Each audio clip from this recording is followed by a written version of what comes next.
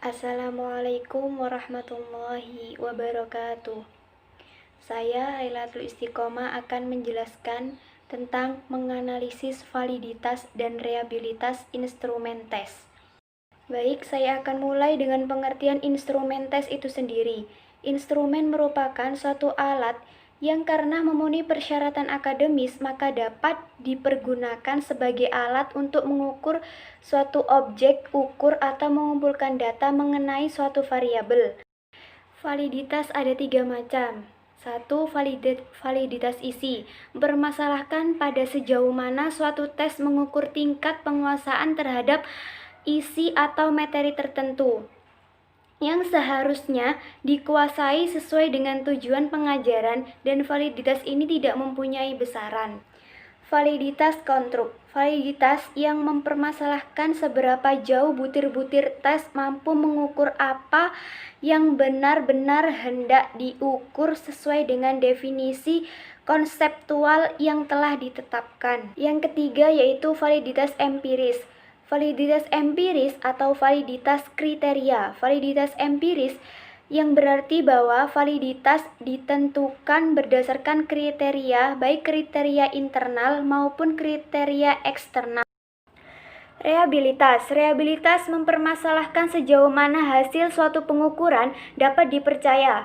Suatu hasil pengukuran hanya dapat dipercaya apabila dalam beberapa kali pelaksanaan pengukuran terhadap kelompok subjek yang sama diperoleh hasil pengukuran yang relatif sama.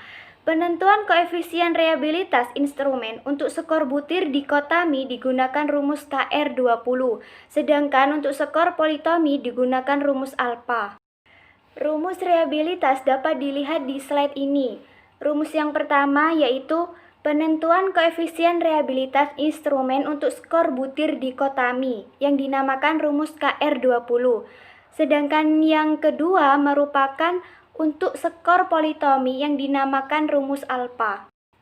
Perlu catatan, interpretasi terhadap koefisien reliabilitas merupakan interpretasi relatif, artinya tidak ada batasan mutlak yang menunjukkan berapa angka koefisien minimal yang harus dicapai agar suatu pengukuran dapat disebut reliable, namun memberikan informasi tentang hubungan varian skor teramati dengan varian skor sejati kelompok.